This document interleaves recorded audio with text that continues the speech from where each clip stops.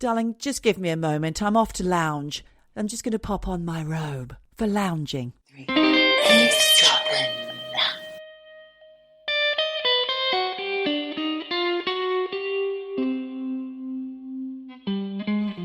Happy Valentine's Day, Michelle. Happy Galentine's, actually. Happy what? Galentine's. You're my Galentine. Oh, a Galentine. Oh, I didn't realise you were It's a thing. doing a little spoof on the Valentine's Day. Can I point out I did not make that word up, okay? This is what my daughter said to me. Mum, it's Galentine's Day. I need the house to myself. What? I know. I was like, well, you're not getting that. That's What not does she happening. need the house to herself? She's got a friend over. It's a girlfriend. They're going to do glow-ups, which is something that we would probably just call hair and makeup or a facial or something. I don't know. But listen, happy Valentine's Day to all of you eavesdroppers. What a lovely, loving day. We appreciate you. We love you. We appreciate you. Did I say appreciate? Is it appreciate or appreciate? I think you can choose whichever you like. No one's going to have a go at you. Okay, I think I did a halfway house there. Appreciate. Michelle's the one who gets the words wrong. I'm also the one that gets the words wrong, and my name's Geordie. Welcome to our podcast. You are listening to Eavesdroppin', which makes you an eavesdropper. Eavesdropper. Congrats. Congrats to you. And, I would like to say that this episode today is going to be full of love. I'm not sure that's going to happen. But I will ask, Valentine's Day cards, were you ever the recipient of any? Yes, I was. We have talked about this before on previous Valentine's Day episodes. There's a few now. I'm sure we have. I do get the odd card, yes. I don't. No? Ever? Oops. You've never had a card? I don't think so. I think I've given them. Gave a few. I remember once, God, I gave one to this guy who I had a big crush on when I worked at McDonald's in Dixon, which is a suburb of Canberra. Sexy already. I'm loving this sexy story, Michelle. What's going to happen? I really fancied him. He was short, like me. Yes, like you. Yes. Blue eyes, like me. Like you. Was he interested? Not at all. Not at all. Oh, but, he friend requested me recently. I say recently, probably about 5 years ago. Just couldn't be bothered accepting that friend request. So does that make me a bitch? Yeah. Yes. Should we take a poll? I'll start. Yes, it does. You're a bitch. To be honest, I haven't even looked at my friend requests for years. I barely even go on Facebook. Do you know what? You don't have to accept a friend request. I mean, they tell me that only old people use Facebook anyway. So, I mean, maybe you shouldn't be using Facebook. Maybe I should Just so you don't appear old. Facebook, what's that? God, that's so... What even is that? Only old people use that. It's so last decade. I would not even be bothered with that. This Valentine's Day, Michelle, I want to give you a couple of recommendations of things that I've been watching and listening to. Go. Because I've listened to a few things, watched a few things. Yeah. I want your recs. Rec me up. Okay. Well, it's been on my list for a while, and I don't know why I hadn't watched it before. So it's not current and controversial, but it is really good. And I'm only a couple of episodes in, and I'm thinking about it all the time, which is a good sign. It's called Sherwood. Sherwood, as in Nottingham Forest, Sherwood, Robin Hood. It's in, obviously, Nottingham. And it's one of those murder mysteries. It goes back and forth a bit. It's like there's a murderer on the loose in a little town, ex-coal mining town, and it goes back in the beginning to the coal miners' strikes and the impact that it's had then and still today. And of course, I didn't live in this country, in England, during the coal miners' strikes in the 80s, and I did hear about it, and I know about it, obviously, but the impact, it's quite shocking when you see the actual footage of what happened at the time. Right. In this TV show, it's still impacting the community now. I find it really interesting. I did start watching that because it had the lead actress from Mum in it. Yes. I'm trying to remember her name. And can't remember She's her name. gorgeous. Fine-featured, beautiful. Gary Oldman's first wife. Yes. What's her name? And she was in Everything. She's brilliant. She was in The Crown at some point, wasn't she? Was she an older Margaret or something? Oh, she could have been. She was in Mrs. Harris Goes to Paris. Right. She was in all sorts.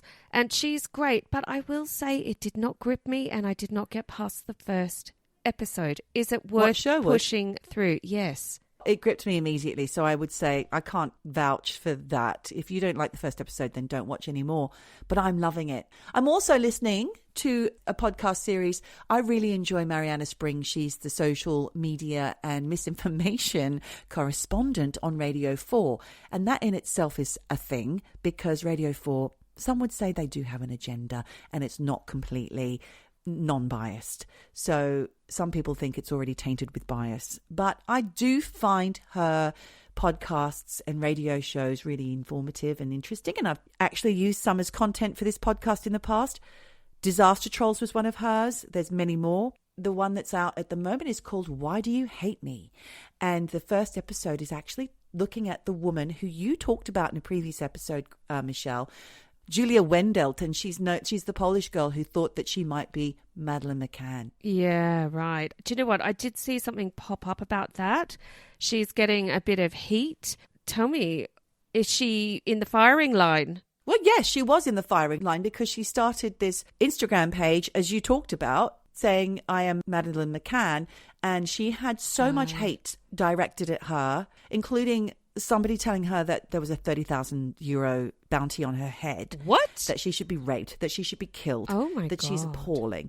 Awful things. Now, this woman, although it was probably a bad move to do this, she actually didn't know that much about Madeleine McCann's missing person case because she's in Poland. And surprise, surprise, it's not worldwide front page news. Although a little Google did show up for her because she had been abused, as you'd pointed out previously. She had some kind of disconnect with her family. There weren't any pictures of her mother pregnant or of her as a small child. And all of these things together, when she saw the pictures of the suspect, the Madeleine McCann case, she recognised him. So she can't put pieces together, and she's got mental health issues, right, and suicidal ideation. Is it okay to attack this woman on social media just because you think she's disgusting for whatever reason, because she may have thought that she might have been a missing person? What if it was Madeleine McCann as well? You know, people fucking calm down, put down the keyboards. Yeah, I've seen some shit recently and it's upsetting me. Yeah, I'm upset. Well, this is not new. You know, online trolling has been going on since the beginning of the internet, but it's been going on in real life forever. Bullying, trolling. It used to just be called bullying. That's what it is. Why do people think it's okay to do that? I don't know that they do think that it's okay. I think they think they're entitled. They don't take it a step further. Bullies are very self-centered. They're not thinking about the impact of their words or their actions on somebody else. It's about control and domination and feeling good about themselves. They're triggered for whatever reason. I'm not defending bullies. Bullies are fucking assholes and they cause a lot of damage to people. Yeah. But what I'm trying to say is people who are typing that shit, being horrible to others in real IRL, in real life, or online. IRL. They don't care. They don't care about anybody else. They are very internally faced. Stop it. Stop it now. I was looking at Instagram the other day. I saw this really innocuous post and I can't remember what it was, but underneath one of the commenters said, could care less. That kicked off. I mean, even that comment itself didn't seem appropriate to the post. And that kicked off such an argument. I thought if I was the original poster of this, I'd be so upset. I'd never go on social media again. Of course not. But not that people that we know who comment on posts and online are trying to be bullies, but people want their voice to be heard for whatever reason. They feel that they've got an opinion to express.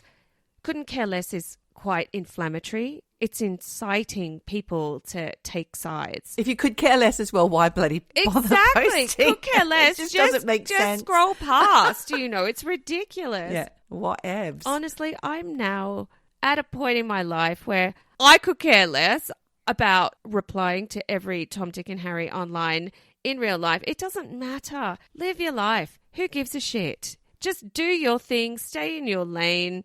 Nobody cares about what you think. They really don't.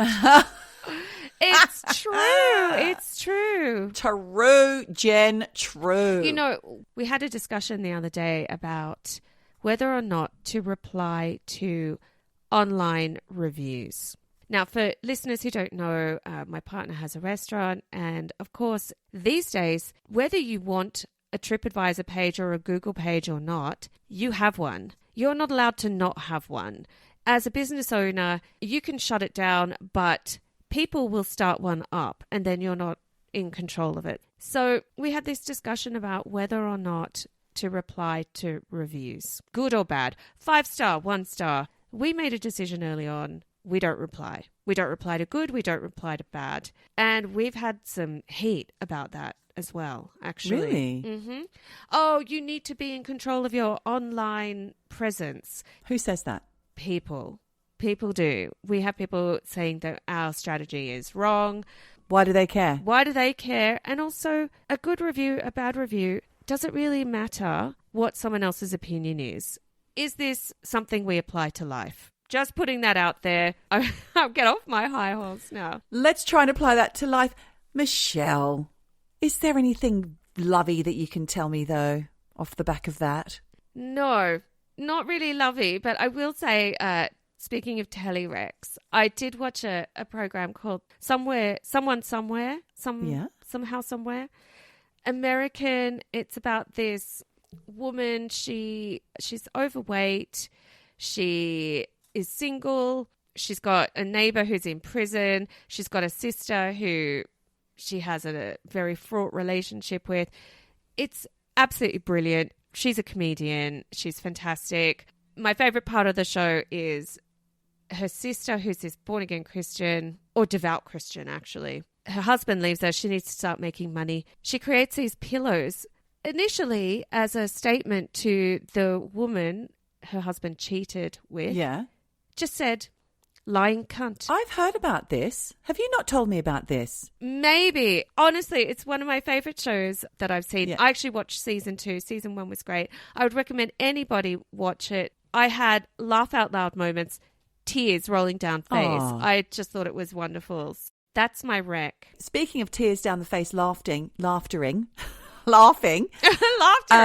I had a review of our podcast from a listener recently who had dropped it for a bit, picked it back up, and she said it was a laugh out loud, guffawing episode. She can't remember which one it was. So I'm glad that we're bringing joy amongst the horror, because today's ep, Valentine's, might be a bit horrific. Well, that's the thing. I'm not sure that Valentine's Day is all about love. It's a little bit like Christmas. Everyone has these visions of, oh, it's going to be the best day ever. It's going to be... Too much expectation. Really too much expectation. And things do go wrong. But did you ever know about the background of Valentine's Day, Michelle? Like, who is sent to Valentine? Do you know? Yes, I do. And I'll just quickly tell you before you launch into your story, if you don't mind. Do it. Known as Claudius the Cruel, Emperor Claudius II controlled... Is this I Claudius? No. Of I Claudius fame? I don't know. He's known as Do you Claudius... remember that TV Yes, show? but that was comedy. Wasn't that Frankie Howard? No, I thought it was terrible where it was all death and eating babies. Oh, I get it and wrong. Ripping babies outside out of wombs and... Derek... Horrific. Anyway. What's his name? The actor. Yeah, so it was... Hang on, was that current or old? Old. This is like 80s or something. Yeah. I Claudius. Yeah. It ripped through the cultural landscape. That's right. There was a horrific. nasty one and there was a funny one. I can't remember what the other one was called. But anyway, Claudius the Cruel, Emperor Claudius II. Well, it must be that guy. He controlled Rome in the 3rd century, and Saint Valentine was just your average priest. And Claudius had a bee in his bonnet about the lack of volunteers signing up in the army, and he thought the reason behind the men's delayed recruitment was their deep devotion to their wives and lovers. So he decided to outlaw engagements and marriages in order to encourage more men to enlist in the Roman army. Oh. However, Good luck with that. Valentine the priest... He carried on overseeing marriage ceremonies because he must have believed in a thing called love. And he did all this in secret. after he realized it was just really harsh and not fair. So he just carried on. And once Emperor Claudius discovered what he was up to, the Valentine, before he was a saint, he ordered him to be executed quite cruelly because he was known as Claudius the Cruel. He was clubbed to death. Oh. Clubbed to death, and then he also had his head severed. What's the point of that? I don't know. The dude's dead. You have a word with Claudius, Michelle. You said there was all sorts of nasty going on in the TV show, but that all happened on the 14th of February, roughly 270 CE. I don't know what that is. That's like a new thing. I only know BC and AD. What's it called? AD. Before what? This is CE. Century? Just century, maybe. 270. 270. The year 270. I don't know. I was doing so well and now it's gone wrong. But I guess he's just the patron saint of love because he died, quite literally, for love. He died for love. And his skull is in the Basilica Santa Maria in Cosmedin in Rome. Okay. I don't know how you say that. In Rome somewhere. In Rome somewhere. Okay, next time I'm there, I'll go lay eyes on that skull. I mean, they were quite cruel back in the days, weren't they? Beatings, Yeah, beheadings, all sorts of stuff. You did say that he believes in a thing called love. Instantly took me back to a wonderful song, The Darkness. Brings joy every time I think about it. Well, I'm glad. I believe in a thing called love. So good. Did you say that you had some emails from listeners, Michelle? I did say that. Are we going to give them airtime? Are they pleasant? Are they polite? They're not bullying, I hope. Of course not. It's from our wonderful listener, Kiss Apocalypse. He says, my sister was very naughty to call me Sideshow Shelley because of my twin tooth. Thank you very much for being on my side with that. I was a bit confused. I thought he had a sister who also called him Sideshow Shelley. No. But what are the chances? He also says he's a gown guy.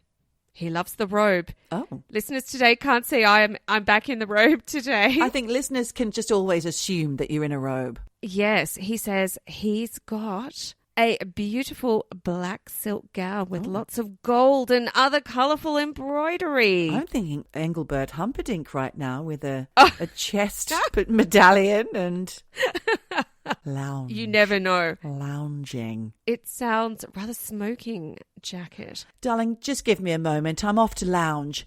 I'm just going to pop on my robe for lounging.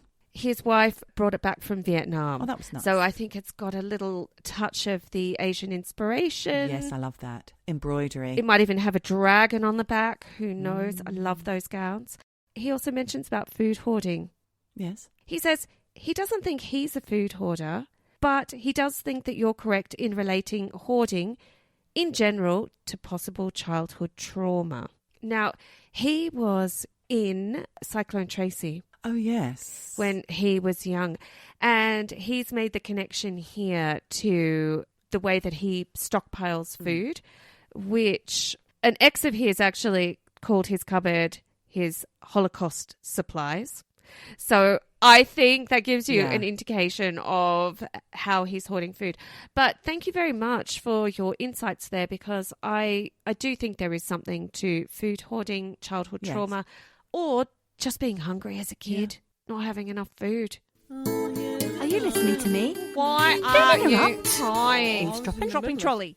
Murdered. So, are you going to hit me with some love stories?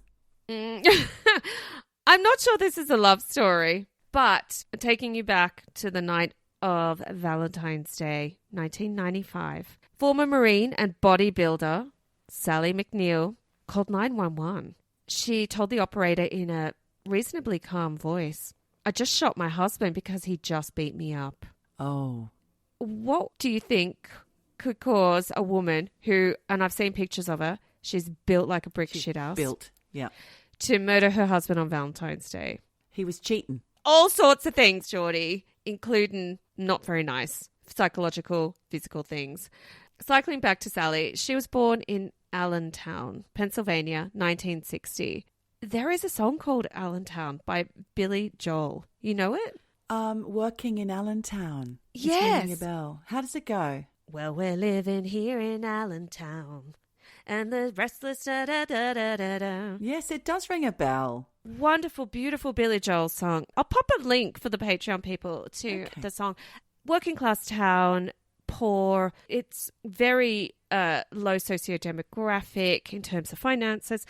So not a wealthy place to grow up. And Sally had a pretty rough childhood in kind of a tough family environment where there was lots of physical violence, I think against her, but also against her mum. And as a coping mechanism, she threw herself into sport at school. She did really well. She was a great athlete. She was a top swimmer.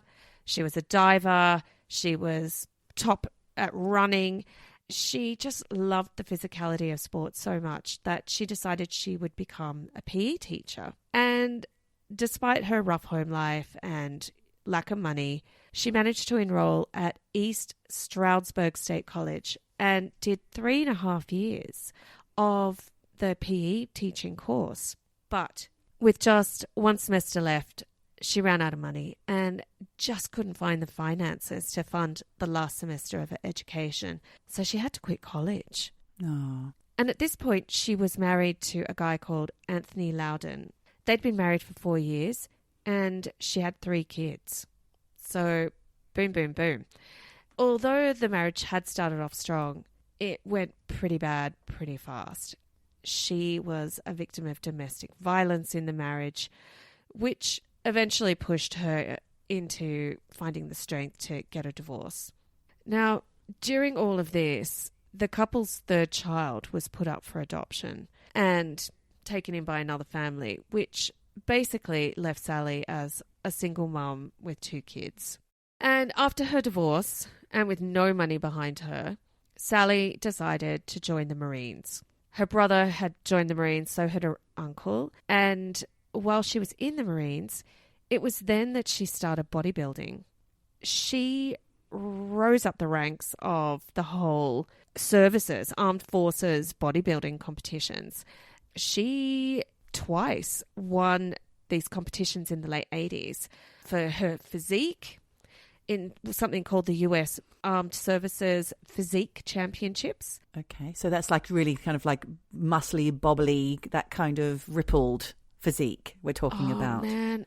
Exactly. You think about Brown, a woman who's shiny. so fucking ripped. Exactly. Covered in oil, super tanned.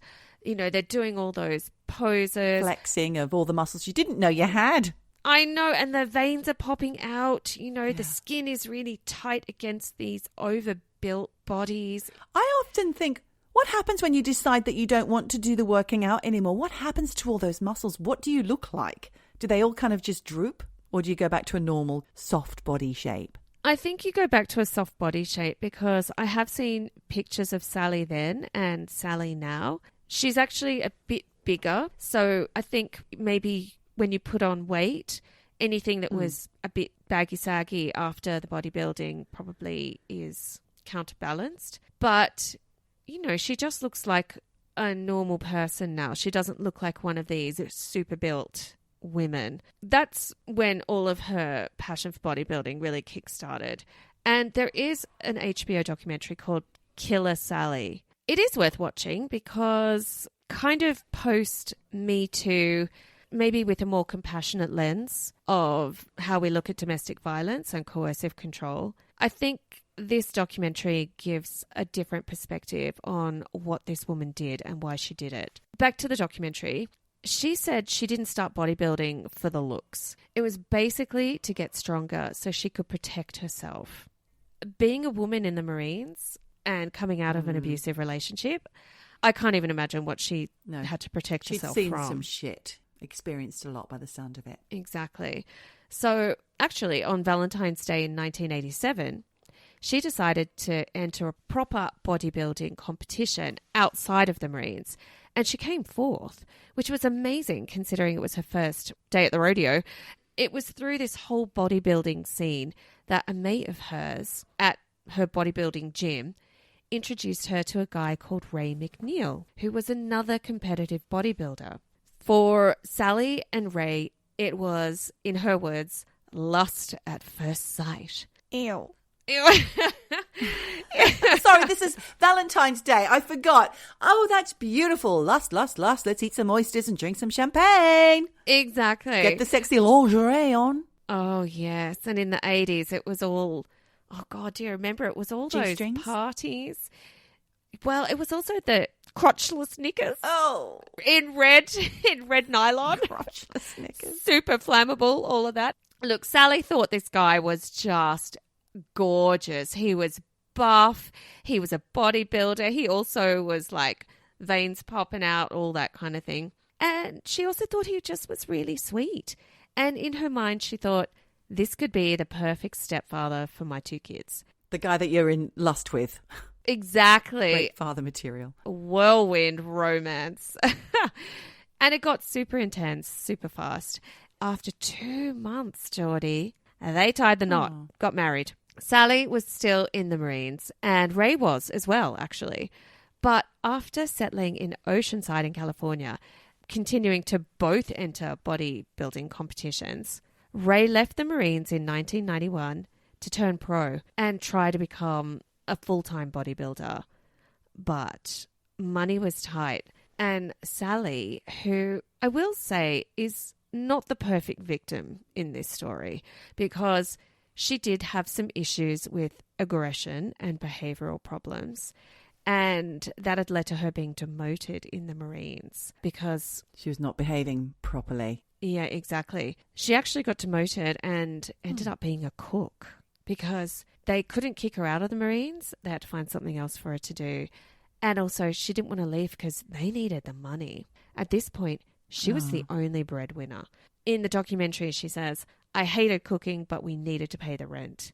The family at this stage was so poor that Sally was going around scavenging cans to get money for the family. When cans used to pay good dividends. It's not much, is it? 10 cents a can or something. But you find enough and the dollars can add up. You take them to the recycling bank and, you know, that might be $10 if you've got enough cans and that could put food on the table for the night. In the meantime, Ray seemed to be happy to let Sally do all the heavy lifting in the family financially because he was super focused on becoming a pro bodybuilder at any cost. Despite going pro, Sally says that Ray was obsessed by his bodybuilding, but also really insecure about his physique. He left no space in the relationship for Sally to pursue her dreams of becoming a top bodybuilder. And apparently he was always putting her down, always telling her that she should work to support his dream because he was the superior bodybuilder. And, quote, from the start, I wasn't good enough, says Sally. I was never good enough. Ray felt as though he was the most important person in the family. He was trying to get me to give up my dream so I could support him. And she kind of did. So with no money coming in from Ray and with Sally needing to put food on the table for her kids and also to keep Ray's steroid habit going, because, of course, in the 80s, it was all about the roids. Roids. Yeah. The roids. Hemorrhoids, I thought. What? Okay. Steroids. He's roided up. Ray's on the roids. Roid me up, Ray. Look, Sally decided she had to just get some extra cash to put food on the table. So she did this thing where she would star in kind of these weird, sexy, but not porny homemade videos. So a little like early OnlyFans account in the Kind of. 80s. Readers' Wives. Well, kind of, except it was to do with wrestling and bodybuilding. So obviously she's like super built. She's still working out, being bodybuilding. So she's buff, she's big. And her moniker, her nickname for these videos was Killer Sally. Oh. And yeah, and basically she'd be wrestling these men. I don't know what she was wearing. I didn't manage to see any of these because they've kind of gone underground. But could have been just in, you know, tiny little G-string bikini. Yeah, it was a thing back in the 90s where female bodybuilders would wrestle dudes. Wow. She'd get paid $300 an hour, which meant she could keep the family going and keep Ray and roids. Ray and his roids. She also did this thing called muscle worship. Again, filmed, Yeah. or IRL, just one-on-one, where she would have a private wrestling session with dudes where they would be dominant and she would be the worshipper. It would get a bit sexy. Actual D in V sex? No. That's not a maths lesson. That's not an algebra lesson. That is Michelle describing sex. No, they weren't doing that. D in the V. They didn't do that. So it would be other kind of kinks, you know. So, yeah, Sally did this because, again, she had to find a way to feed the kids and feed Ray's roid habit. And in the documentaries, she kind of says, if she could do this with 10 dudes, that's $3,000. And it was something that she could do to earn money fast for the family. In the documentary, there are people saying what she was doing was kind of bodybuilding prostitution. But, you know, she was fine with it because she had to get money. And she said she was lucky because none of the men ever tried to have sex with her. But there were occasional bad feelings when I guess, you know, she wouldn't go all the way.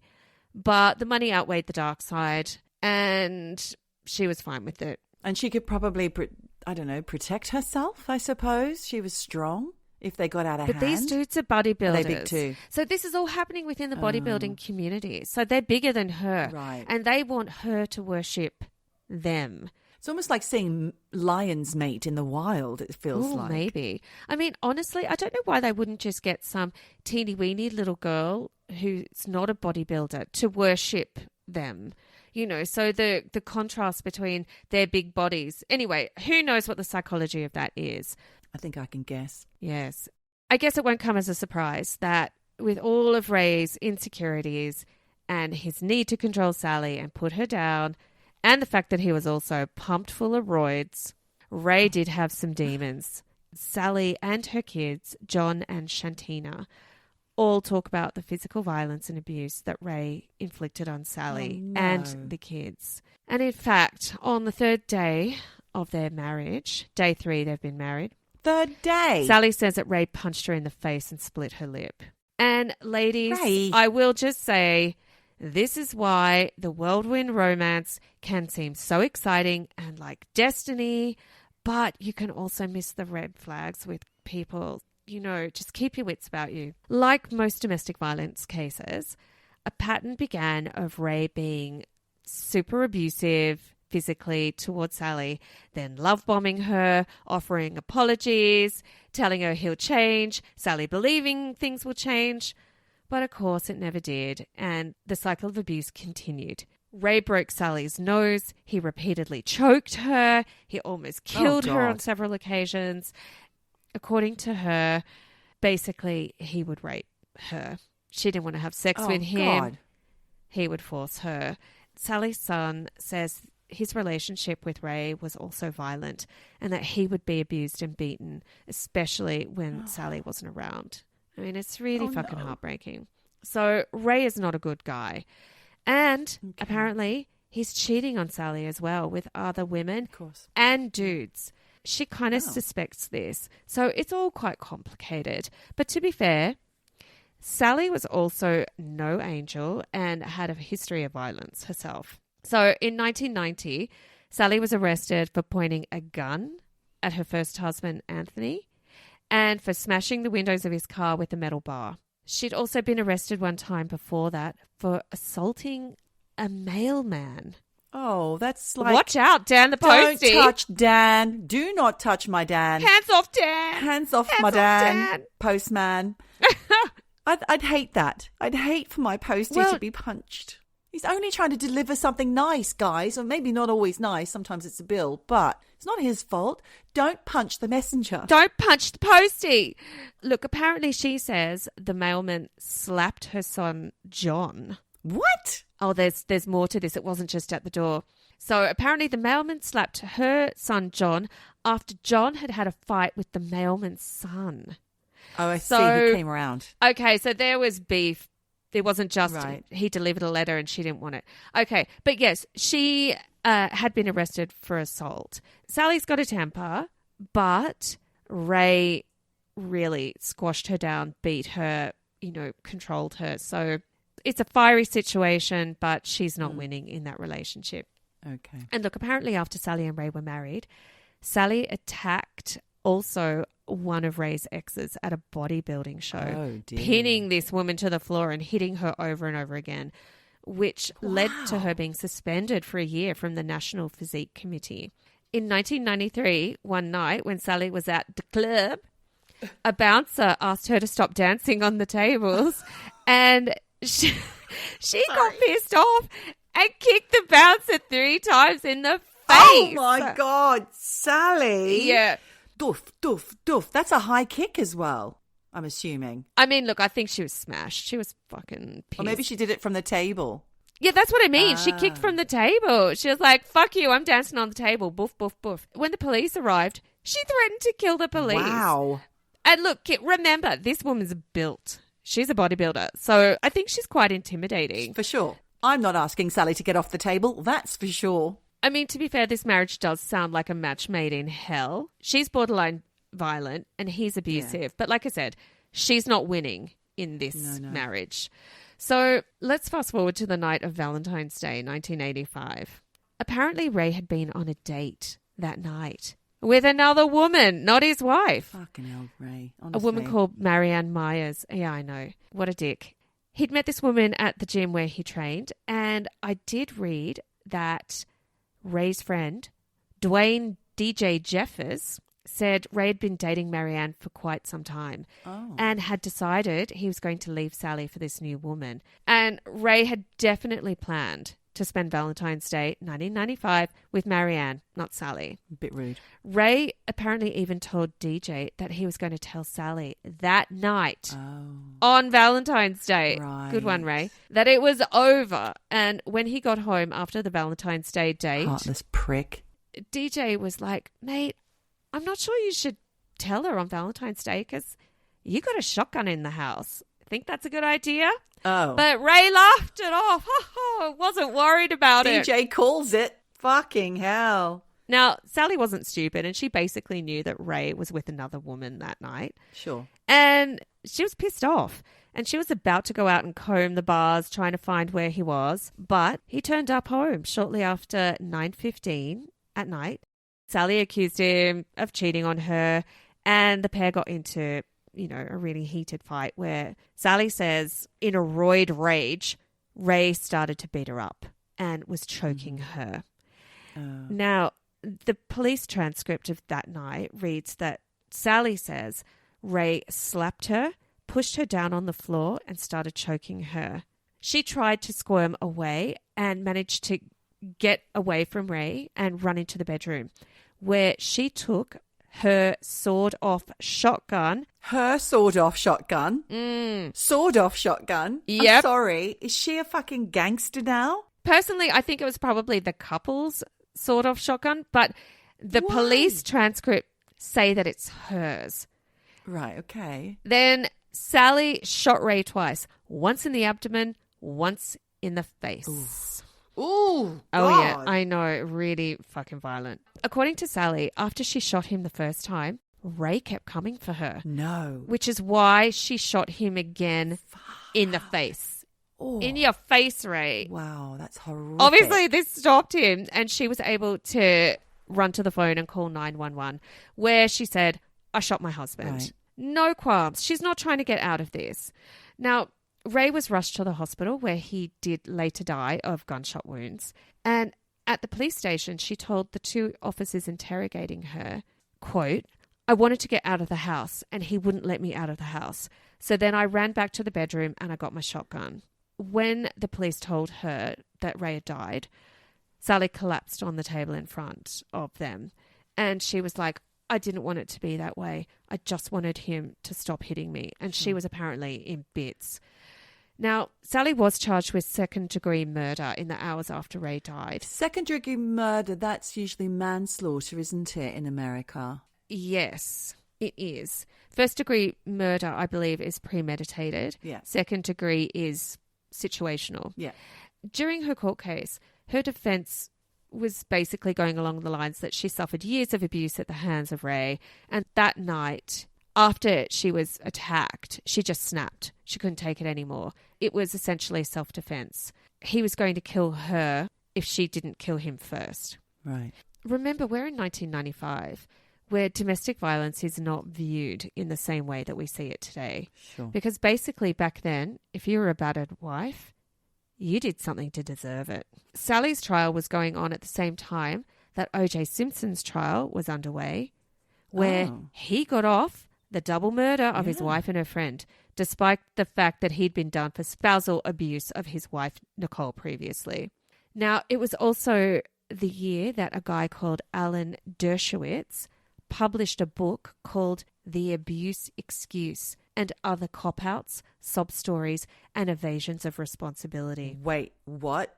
Yeah, which basically claimed that women who claimed that years of abuse was a reason for snapping were literally getting away with murder. I don't like him. What a fuckwit. Her case is going on in a cultural climate of having absolutely no sympathy for these women. Get back in your place. Yeah, get back in your fucking box, Alan Dershowitz. But they're saying to the women, get back in your place because you can't come to us with these excuses. Exactly. You've done something to deserve it. Sob stories. Wow. The Abuse sob stories. Excuse. Fuck, That's wow. the name of the book. Yeah. Public opinion was not on Sally's side at this time. Plus, Lorena Bobbitt had just happened. Cut off her husband's D while he was sleeping. None of this did anything for Sally's case. No. She was not seen as this poor little wife who acted in self-defense because she was this burly fucking bodybuilder who the media called the pumped-up princess, or they called her the brawny bride. Oh, you God. can already see the media and also the public were not seeing her sympathetically. People were more concerned about how she looked rather than the details of the case. The defense team made her out to be the aggressor, saying she's a bully, she's a thug. But what people don't think about is that, yes, she was this built woman, but Ray was this big, fucking massive, strong, black guy 3 times her size. She did not stand a chance. And of course, during the trial in the courtroom, the prosecution tried to paint a picture of Sally as a jealous wife who wanted her husband dead because he was cheating on her. But let's not forget here, Sally was the breadwinner. She was supporting Ray and his career, putting food on the table, paying for his roids. Plus, he was an abusive husband that committed spousal rape. He's not a catch. And throughout the trial and over the past 20 years, Sally has never budged from her story that it was self-defense and that it wasn't jealous rage. She says it was fear. Right.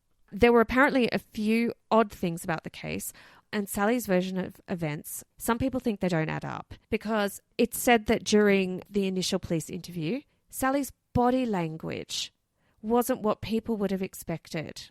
That makes her guilty, apparently. The trajectory of the bullets she fired into Ray and the blood splatter on their living room lamp supposedly wasn't consistent with her story, where she was meant to be on the ground, or it doesn't match up to how the bullets went to his body. But I think the memory of the moment can be hard to recall. When you are fighting for your life, everything's a blur. So I don't know about that. But also, apparently the police did DNA testing of Ray's body after his death, which apparently showed that none of Sally's DNA was on Ray, which puts a question mark over her story of being beaten up and choked in the minutes before she shot Ray. Is that true? It's 95. How good is the DNA testing?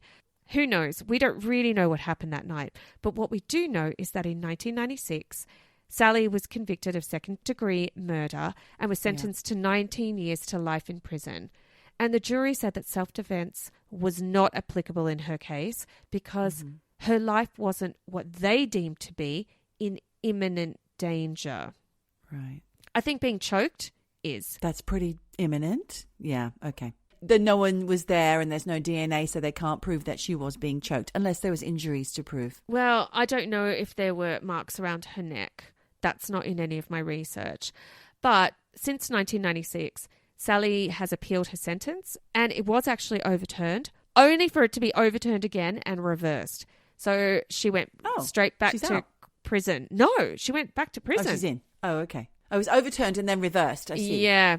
So she was finally granted parole on May 29, 2020, right in the middle of the pandemic. And after Where's she going to go? Well, after she got out, she married a guy called Norfleet Stewart. Brilliant name. Who she met through her Veterans Transition Center support group. And she currently lives happily in Northern California. Happy fucking Valentine's Day, everybody. Happy Valentine's to you. You know, it's a bit rough, but the things you do for love, right? The things you do for love.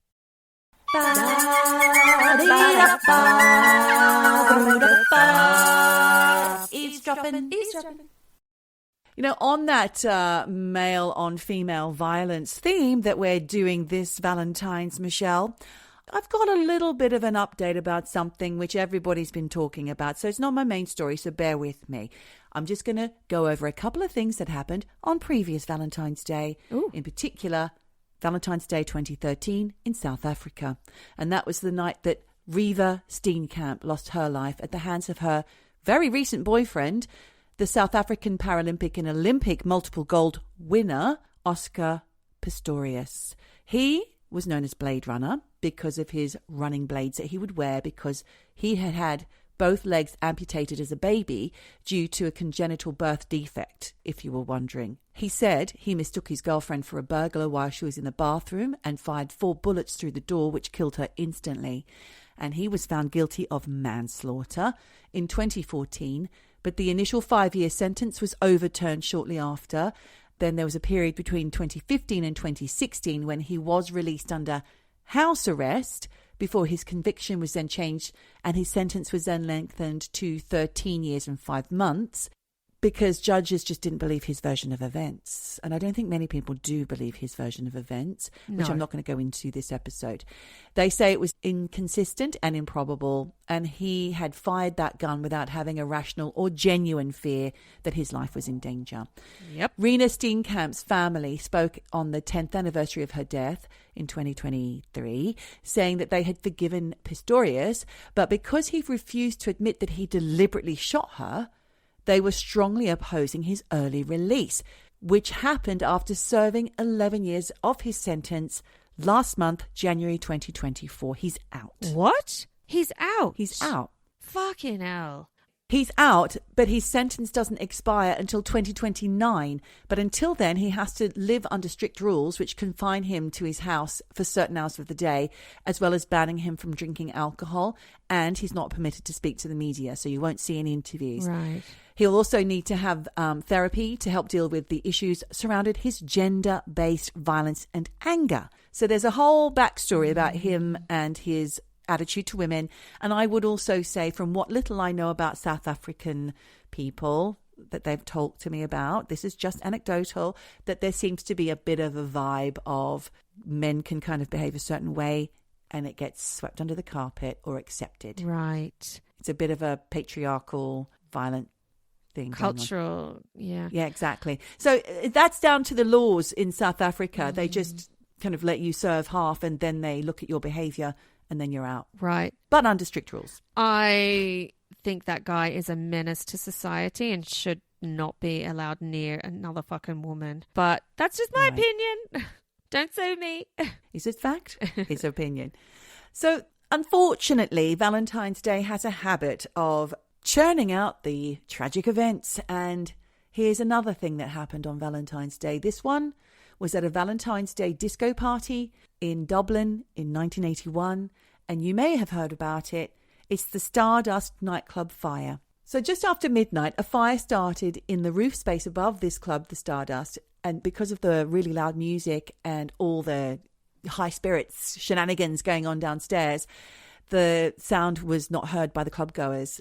And they had no idea that the fire was going on above their heads until the heat from the fire melted the roofing materials. That stuff was dripping on their heads, hot, dripping. Oh my God. Whatever, from the ceiling. And that would also mean it was too late to get the fuck out. God, this is awful. Well, it was hindered, and I'll tell you why.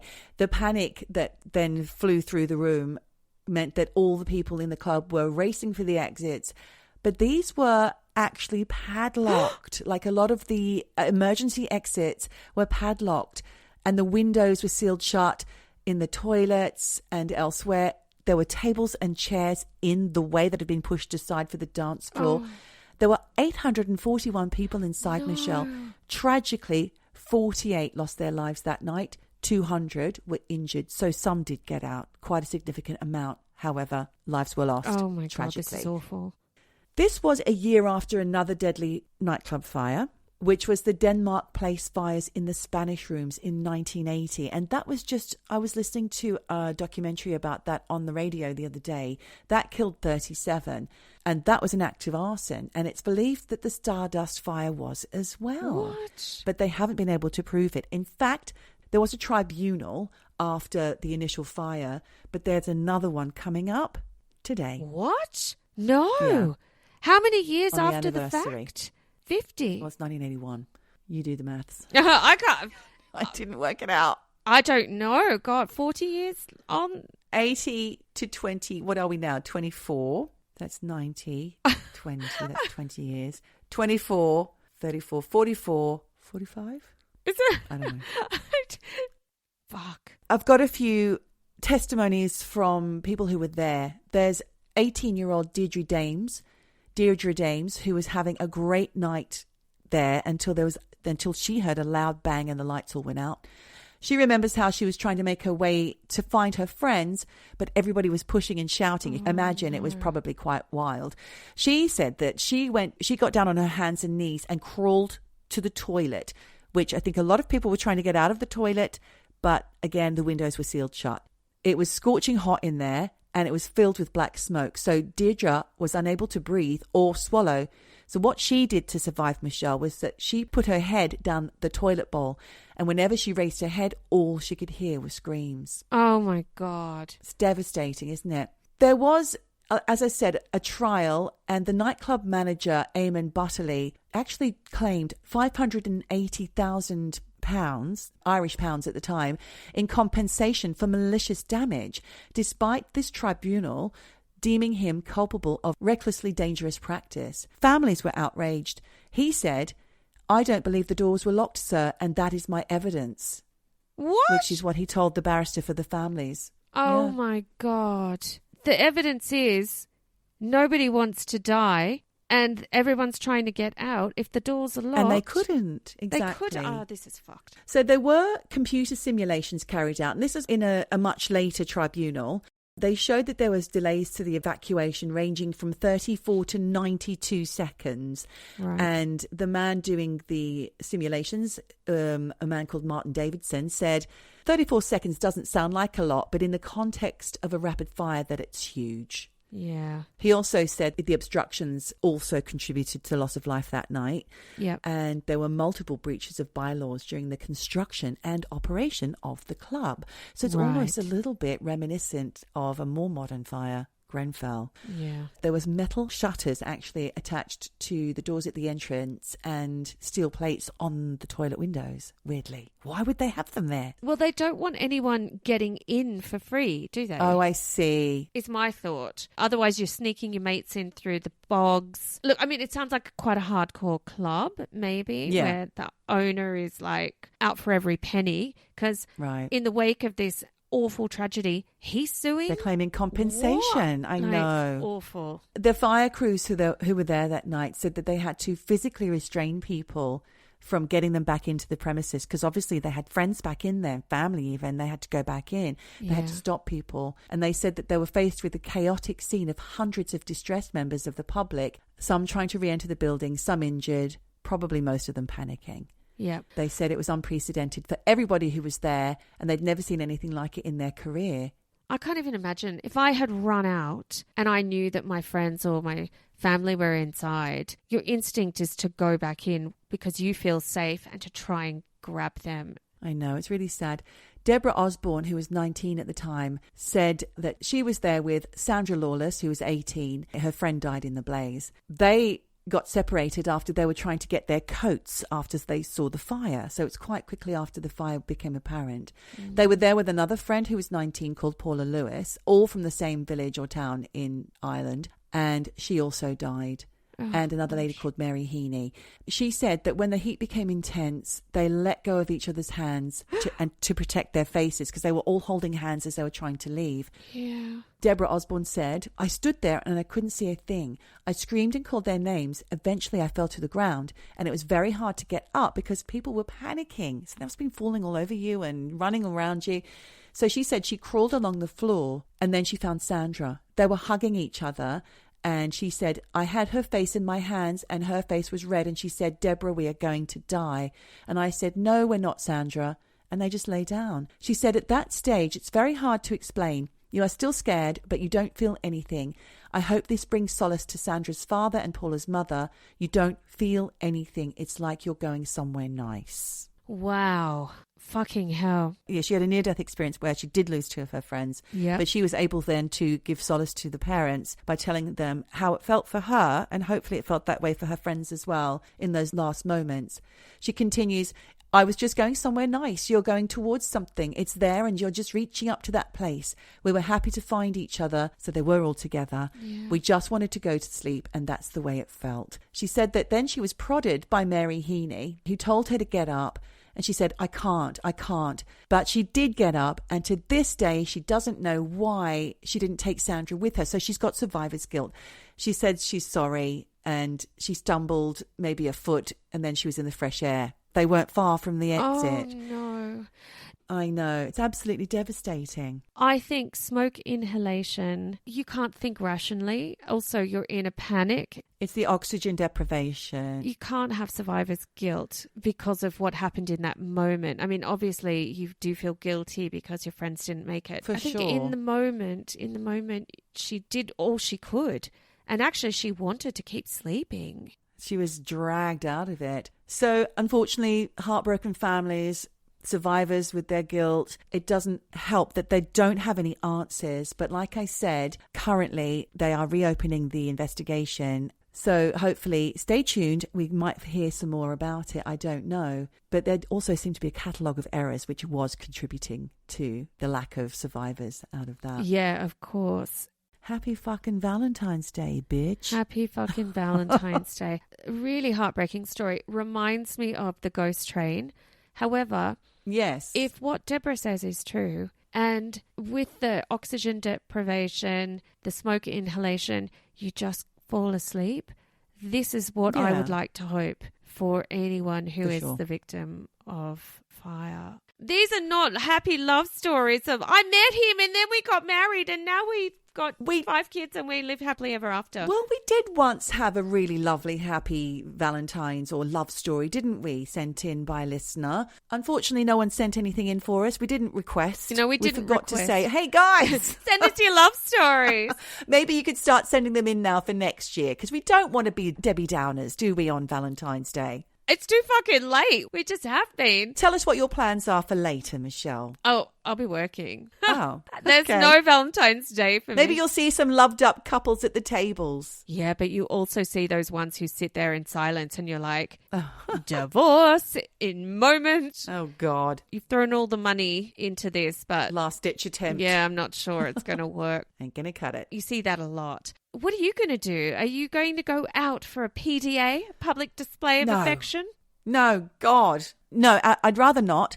Instead, we'll stay in. And I think the children would prefer it if we didn't have any PDAs whatsoever. We'll probably have oysters because that seems to be our tradition, and a little glass of something bubbly. Oh, well, that sounds very nice. I like the sound of that. I hope all our eavesdroppers have a loved up, lovely fucking love Valentine's Day. Lovely fucking lovey-dovey. fucking loved up. Lovey-dovey Valentine's Day. Yes, wishing you all the love. All the from love. This devastating story. I know. To you. Sorry to bring you down on Valentine's Day, but hey. That's what we're here for. And honestly, Geordie, I think there's really only at this point 3 things left to say. What's that, Michelle? Wherever you are. Oh, whatever you do. Just keep eavesdropping.